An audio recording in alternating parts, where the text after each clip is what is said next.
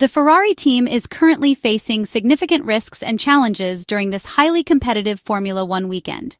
At the Belgian Grand Prix held at the iconic Spa-Francorchamps circuit, both Lewis Hamilton and Charles Leclerc are running a modified version of the Ferrari SF-25 compared to the previous race weekends, featuring an extensively revised rear suspension system as well as a rear wing designed for lower aerodynamic drag with reduced downforce.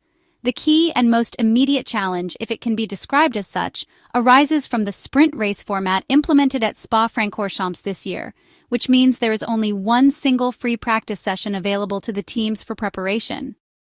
This limited track time provides far too little opportunity for the Ferrari engineers and drivers to gather the essential performance data and find the optimal car setup quickly enough to meet the demands of this fast-paced weekend.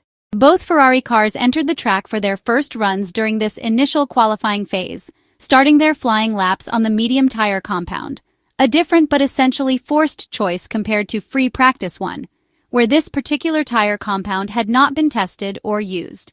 The engineers were closely communicating with the drivers, reminding them about the critical importance of carefully managing tire warm-up temperatures and pressures to maximize performance. Charles Leclerc made a slight but costly mistake while changing direction between turns 12 and 13, whereas Lewis Hamilton lost front-end grip through the demanding Stavelot corner, effectively ruining his initial competitive lap attempt. Lewis Hamilton's lap time was very competitive and promising up until an error occurred in the second sector, which spoiled the overall final lap time and compromised his position. After a brief cool-down phase for the tires to regain optimal temperature and performance levels, both drivers returned to pushing hard on track. However, traffic congestion on the circuit complicated their attempts to improve their lap times. The benchmark time needed to advance to the next phase of qualifying was set at 1:42.2, but neither Charles Leclerc nor Lewis Hamilton managed to come even close to that target during their runs. On his next flying lap attempt, the British world champion Lewis Hamilton lost complete control of the car under heavy braking at the bus stop chicane, performing a full spin that ended any chance of progressing to the next qualifying session. As a result, his qualifying session concluded prematurely and disappointingly in Q1. On the other hand, Charles Leclerc successfully completed his lap and provisionally took 8th place on the timing sheets. It was an extremely difficult and challenging start for Ferrari during this qualifying session, with one of the two cars immediately eliminated from contention. Other drivers who were also eliminated in Q1 included Alexander Albon, Nico Hülkenberg, Franco Colapinto, and Kimi Antonelli.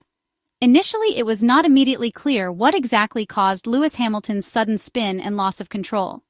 The British driver later clarified in a post-session interview with F1 TV that the rear end of his Ferrari SF-25 had locked up while turning into the corner, triggering the loss of control and resulting in the spin. Lewis Hamilton expressed strong disappointment following the session, especially since the split times from his Ferrari suggested he was capable of advancing to the next round, despite the car not showing particularly strong outright pace in terms of raw performance metrics. In the second qualifying session, SQ2, Charles Leclerc was unfortunately the only driver left on track to represent Ferrari. The Monegasque driver returned to the circuit running on medium tires as mandated by the regulations for this phase, carefully warming the tires before launching into his first flying lap. The lap was orderly and controlled, but it was clear that the Ferrari SF-25 struggled to be responsive and agile when changing direction quickly. In the middle sector of the lap, the car showed clear difficulty in following the ideal racing line, struggling to precisely hit the apex in the more technical corners of the circuit. Despite this limitation, Charles Leclerc managed to register the second-best partial sector time at one point, which later dropped to third place. After completing a cool-down lap to manage tire temperatures, he returned to the pits to prepare for the final qualifying session, Q3. The track temperature had dropped by a couple of degrees, benefiting those drivers who had decided to wait longer before their flying lap attempts. The session ended with some surprising eliminations, including Liam Lawson, Yuki Tsunoda, George Russell's Mercedes, an unexpected and remarkable result, and both Aston Martin cars driven by Fernando Alonso and Lance Stroll. In the third and final qualifying session, SQ3, Ferrari revealed clear and evident limitations in performance. This decisive session highlighted just how far ahead McLaren currently is compared to other teams. Oscar Piastri impressively secured pole position, nearly half a second ahead of Max Verstappen, who was still competing closely with the two McLaren cars. Lando Norris qualified third but was notably 0.6 of a second slower than his teammate Oscar Piastri, a significant margin considering the superiority of the McLaren MCL39 this season. Charles Leclerc qualified fourth overall, placing Ferrari on the second row of the grid, a result that fell well below the expectations held by the team and fans after the modifications introduced for this particular weekend. After Q3, the Monegasque driver expressed on the team radio that the gap to the others is incredible, a clear indication of his frustration and disappointment. However, the sprint race still presents an opportunity for Ferrari to continue working on improving the car ahead of the main qualifying session and the actual Grand Prix race. Overall, the weekend has started on a very challenging note for Ferrari, especially considering the early elimination and visibly frustrated demeanor of Lewis Hamilton in Q1. The team now faces a steep uphill battle to maximize their performance during the remainder of the Belgian Grand Prix weekend. After qualifying in the fourth position for the Belgian sprint, Charles Leclerc commented that although he had felt the impact of the changes made to the car, the performance gap remained unexpectedly large. He acknowledged that the team had likely taken a step forward, but expressed surprise at McLaren's pace, noting that the British team appeared to be even faster than usual at this particular circuit.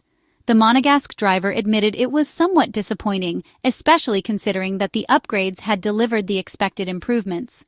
Nevertheless, he found it frustrating to experience such a challenging qualifying session, particularly due to the significant time differences between teams. When asked whether the car felt more drivable, Charles Leclerc indicated that the overall feeling had indeed improved and he was satisfied with the progress in handling. However, he pointed out that despite the better sensations, Ferrari was still lacking pace, with a deficit of around 0.7 of a second. He concluded by stressing that a considerable amount of work remained to be done, especially in terms of generating more grip, which he felt was still missing from the current package. The challenges faced by Ferrari during this Belgian Grand Prix qualifying session clearly show that the Maranello team's engineers still need to optimize the upgrade introduced this weekend, especially on a circuit as legendary and technically challenging as Spa-Francorchamps. The limited preparation time due to the sprint weekend format has made it even more difficult for teams to optimize their car setups and adapt quickly to track conditions. For Ferrari, this weekend has clearly highlighted areas requiring further development and fine-tuning, particularly regarding vehicle balance and tire management. As the weekend progresses, the Maranello team will undoubtedly focus on gathering crucial data and making the necessary adjustments during the sprint race, which offers a valuable opportunity to improve the car's performance before the main Grand Prix. This challenging weekend is a clear indication that Ferrari must continue pushing hard in development and strategic execution to close the gap to their rivals, especially given the impressive pace shown by competitors such as McLaren.